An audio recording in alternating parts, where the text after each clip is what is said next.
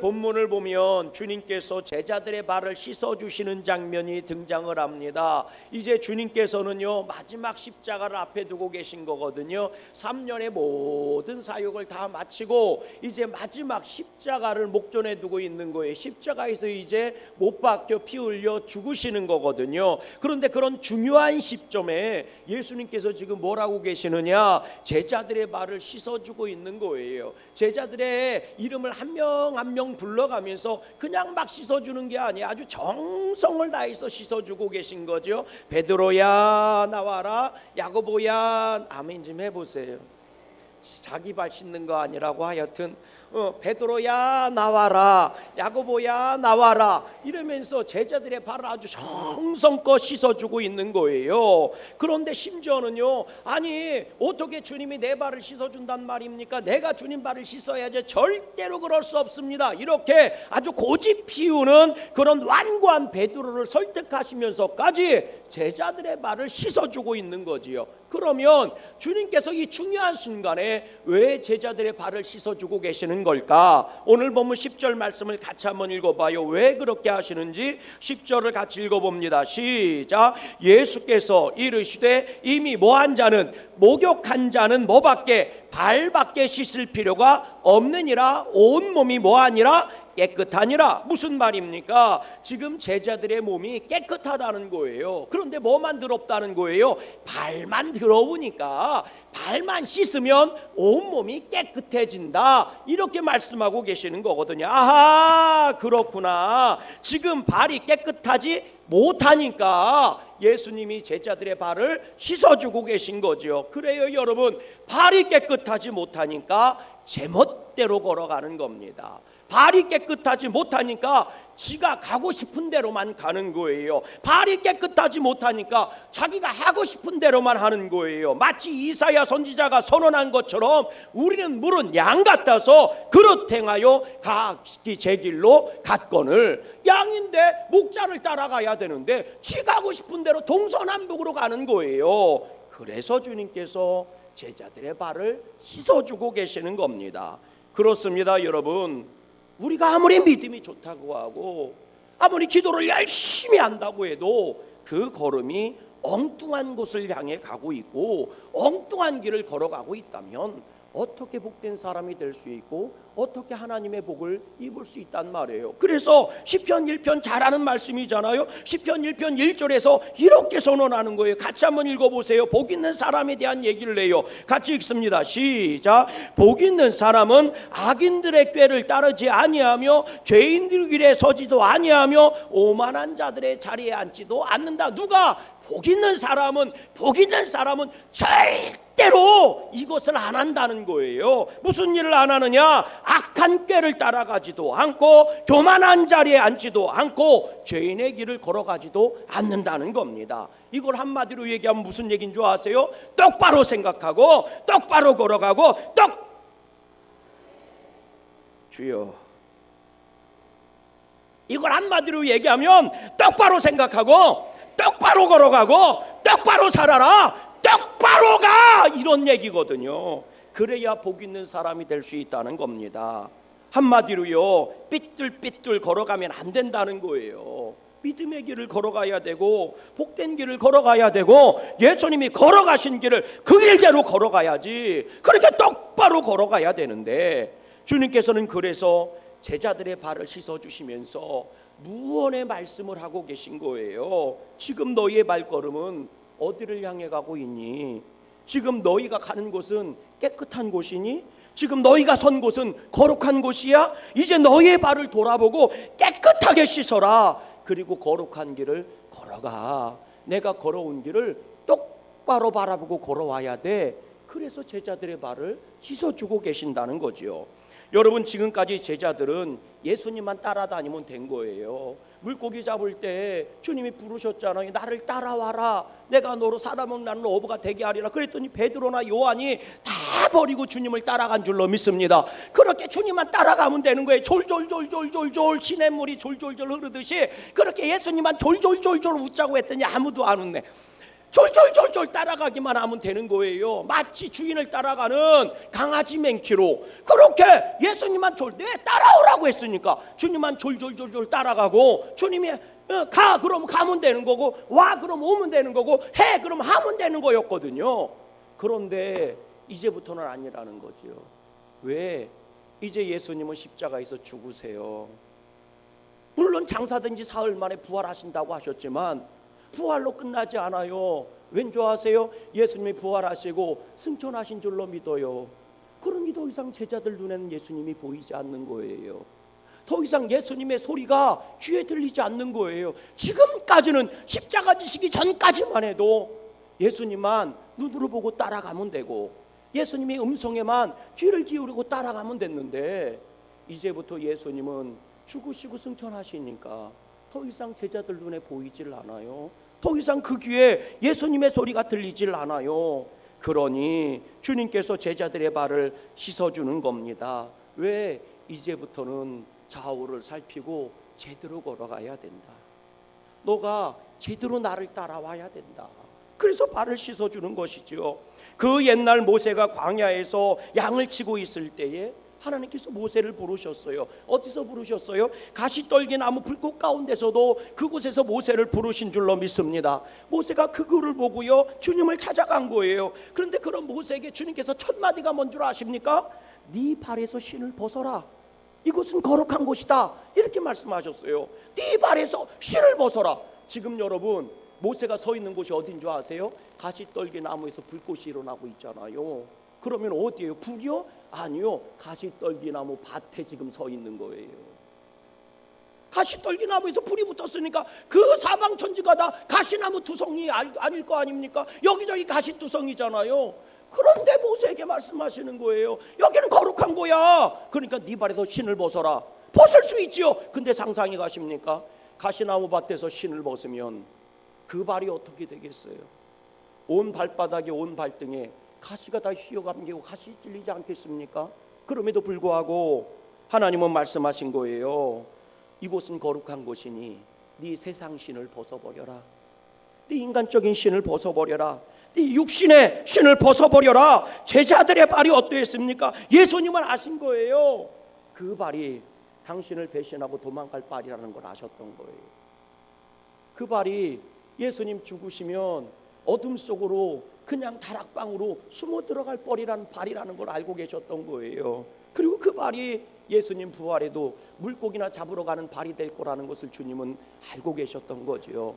그래서 그 세상적인 권세를 얻기 위해서 나는 오른편에 나는 왼편에 그 세속적인 정욕에 물든 그 발걸음을 주님은 아셨던 거예요. 그래서 제자들의 발을 씻어주는 겁니다. 마지막 당신께서 십자가에 오르시기 전에 깨끗하게 씻어주시고 네 발이 깨끗하니 깨끗한 곳으로 가라고, 거룩한 곳으로 가라고 그 발을 씻어주는 거예요. 여러분, 오늘날 수많은 성도들도 마찬가지 아닙니까? 정말 오늘도 주님의 제자들이 되고 구원받은 백성이 된 우리들의 발걸음이 깨끗한 곳을 향해 걸어가야 되지 않겠느냐는 거지요. 여러분, 오늘 저와 여러분들의 발은 깨끗할까요? 옆 사람한테 한번 인사해 보세요. 발 깨끗하게 씻으시오. 시작. 아니, 나 어제 목욕했는데 그걸 얘기하는 게 아니오. 지금 오늘 우리의 믿음의 발걸음이 깨끗하고 거룩하냐고 묻고 있는 거죠. 정말 주님과 세상 사람들이 보기에도 아름다운 발걸음이 되고 있느냐는 거예요. 주님이 제자들의 발을 씻어주시고요, 제자들에게 이런 말씀을 하세요. 오늘 보면 12절부터 15절 말씀 길지만 쭉 한번 읽어보세요. 주님이 길게 말씀을 하셨어요. 한번 읽어보세요. 시작. 그들의 발을 씻으신 후에 옷을 입으시고 다시 앉아 그들에게 이르시되 내가 너에게 행한 것을 너희가 아느냐? 너희가 나를 선생이라 또는 주라 하니 너희 말이 옳도다. 내가 그러하니라. 내가 주와 또는 선생이 되어 너희의 발을 씻겼으니 너희도 서로 발을 씻기는 것이 옳으니라. 내가 너희에게 행한 것 같이 너희도 행하게 하려 하여 본을 보였노라. 무슨 말씀입니까? 내가 너희의 발을 씻어준 것처럼 너희도 서로 발을 씻어줘야 돼. 이제부터는 내가 너희의 발을 씻는 게 아니라 너희가 서로 발을 씻어줘야 되는 거야. 아멘이십니까? 내가 너희의 발을 씻어줬으니 이제부터는 너희가 서로 너희의 발을 씻어줘야 되는 거예요. 이게 주님의 말씀이라는 거예요. 주님 어떻게 씻어? 내가 그래서 보여줬잖아. 내가 그래서 보여줬잖아. 내가 너의 스승이잖아. 선생이 됐으니 내가 먼저 가르쳐줬잖아. 그러니 내가 씻어준 것처럼 너희도 서로 발을 씻어줘야 되는 거야. 주님이 그 말씀하시는 거예요. 그런데 오늘 우리들은 얼마나 내 옆에 있는 사람들의 발을 씻어주고 있을까 싶어요. 내 옆에 있는 아내의 상처를 씻어주고 계십니까? 내 옆에 있는 남편의 그 아픔을 씻어주고 계십니까? 내 옆에 있는 사랑하는 자녀들의 가슴 아픈 사연을 들어주고 있습니까? 아니면 정말 내 옆에서 나와 함께 손붙잡고 가는 그 사람의 그 상처의 그 아픈 마음을 귀 기울여주고 있습니까? 주님은 말씀하셨거든요. 내가 너희의 발을 씻어줬잖아. 그러니 이제부터는 너희가 서로 발을 씻어줘야 되는 거야. 어떻게 씻어줘야 되죠? 내가 가르쳐줬잖아. 선생이 돼서 가르쳐줬잖아. 내가 너희한테 이렇게 씻어주라고 했잖아. 주님은 그 말씀하시는 거거든요. 그런데 오늘 우리들은 내 옆에 있는 사람을 보듬어주고 씻어주기보다는 오히려 비판하고 조롱하고 피아냥거리고 미워하고 헛된 소문만 양성하고 있는 것은 아닙니까? 그러니 나로 말미암아 행복해져야 될 사람이 나로 말미암아 슬퍼하고 있고, 나로 말미암아 위로받아야 될 사람이 나로 말미암아 상처를 받고 있는 것은 아닙니까? 신학교를 함께 다닌 친구 목사님 중에 장애를 가진 목사님이 계세요. 이 목사님 태어날 때부터 여러분 손가락이 4개밖에 없어요. 4개. 그리고 발가락도 2개밖에 없어요. 그래서 손발은 4개인데 손가락 발가락은 다 합해서 6개밖에 없어요. 걸은 게 뒤뚱뒤뚱 걸어요. 참 선한 그런 친구입니다. 저는 그거를 몰랐어요. 항상 얼굴에 미소를 띠고 다니니까 저는 그런 걸 전혀 몰랐어요. 한 입학하고 한 일주일 정도 됐나? 아침에 등교를 하는데 그 친구가 저기서 오는 거예요. 띠뚱띠뚱. 하기야 뭐 띠뚱띠뚱 걸어도요 장애가 있으리라는 생각을 못했어요. 별로 티가 안 나요. 저도 뒤에서 보면 띠뚱띠뚱 걸어요. 그런데 그러니까 별로 티가 안 났는데 친구가 왔으니까 덥석 손을 잡은 거예요. 덥석 악수를 한 거예요. 그런데 이 친구가 쑥 손을 빼는 거 있죠. 그래서 속으로 서운했어요. 아니 얘가 나랑 친하고 지내고 싶지 않은가? 혹은 내가 지 동기라는 걸 모르나? 이러면서 말이죠. 나중에 알았습니다. 쑥 빼는데 보니까 자세히 보니까 손에 장애가 있고 발에도 장애가 있는 거예요. 진짜 딱 요렇게 생겼어. 딱 요렇게 생겼어. 손발이 딱 요렇게 생겼어. 그러니까 이 친구가 악수를 못했던 거지요. 부끄럽기도 하고 감추고 싶기도 하고. 근데 제가 누구예요? 아주 넉살이 좋잖아요. 그래서 아주 그 다음 날부터 이 친구만 보면 아침이 보든 점심때 보든 저녁때 보든 무조건 이 친구만 보면 쫓아가고 악수를 했어요. 악수를 해도 빼지도 못하게 두 손으로 꽉 잡고 악수를 했어요. 이렇게 흔들면서. 그 친구가 처음엔 엄청 당황하더라고요. 그렇게 한 일주일 정도 지났는데 이 친구가 심각하게 저를 보자고 그러는 거예요. 드디어 날이 왔구나. 한마디 듣겠구나 싶어서요 따라갔더니 그 친구가 저한테 그래요. 너 같은 친구는 처음 본다. 그러면서 내 손을 접하고도 아무렇지도 않게 악수를 하고 인사하는 사람은 처음 봐. 그러면서 그러는 거 있죠. 그리고 내 손을 보고도 내 상태를 보고도 너 왜 그렇게 됐니? 라고 물어보지 않는 사람도 처음이래. 뭐 사고 나서 그런 거냐, 몇 살 때 그런 거냐, 뭐 이런 걸 물어보지 않는 사람도 처음이래요. 그러면서 참 너 신기하다. 그러면서 그래요. 내 장애를 누구한테 보여주고 싶지 않아서 나는 그동안 악수라는 것을 하지를 않았어. 그런데 네가 두 손을 꼭 잡고 하는데 손을 뺄 수도 없고 그런 얘기를 하는 거예요. 네가 처음이다 그러면서요. 그래서 제가 그런 말을 했어요. 아무렇지도 않게 그냥 뭐 네 손이 어때서? 네 손가락이 있든 없든 네가 장애를 가지고 있든 없든 넌 내 친구고 하나님이 너랑 나랑 만나게 해주시는 사역에서 만난 동역자인데 장애가 있든 없든 그게 뭐가 문제가 되냐? 너를 나를 만나게 한 건 하나님이시고 그리고 너를 나를 통해서 하나님이 사랑으로 만나게 하셨으니, 하나님이 동역하게 하셨으니 네 장애가 뭐가 문제가 되냐, 이런 말을 했어요. 그랬더니 그 친구가 눈에 눈물을 글썩이면서 그러더라고요. 고맙다. 나도 이젠 더 이상 내 손을 부끄러워하지 않고 악수할 거야. 너도 내 손도 하나님께서 나에게 주신 선물이니까. 그러면서요, 그 뒤부터 이 친구가 오히려 아는 사람들 만날 때마다, 제 동기들 다른 친구를 만날 손을 먼저 내밀고 먼저 악수를 하더라고요. 지금도 동기 모임하면 제일 먼저 악수하려고 달려들어요. 그럼 저는 똑같이요, 먼저 가서 악수해갖고 두 손, 지금도 두 손 잡고 이렇게 흔들어요. 지금도 이렇게 흔들어. 사람이 변함이 없어야지. 그럼 상황이 변했다고 변하면 켜? 그게 사랑인겨? 변함이 없어야지. 아멘 아무도 안 하는 거 봐. 하여튼 지금도 이제는 그 친구가 먼저 손을 내밀어 악수를 해요. 습관이 돼서. 저도 지금도 두 손으로 악수를 합니다. 그 목사님을 볼 때마다.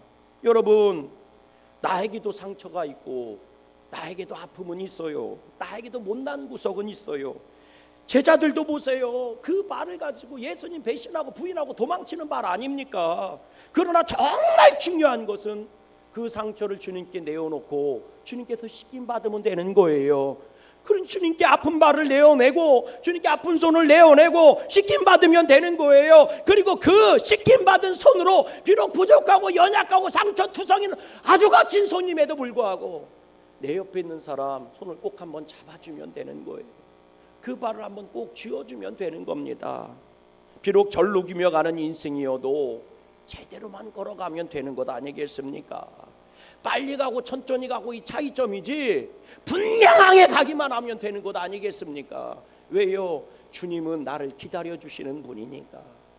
1등만 데려가는 분이 주님이 아니라 꼴찌까지도 그곳에 오시면 데려가는 분이 주님이시니까. 그러니 뒤뚱뒤뚱 걷는 게 무슨 문제가 있으며 쩔룩쩔룩 걸어가는 게 무슨 상관이 있겠습니까? 똑바로만 주님을 향해 걸어가면 되는 것 아니겠느냐는 거지요. 우리의 손이 못생기고 보잘것없어도 주님이 베푸셨던 그 손길이 됐으면 좋겠습니다.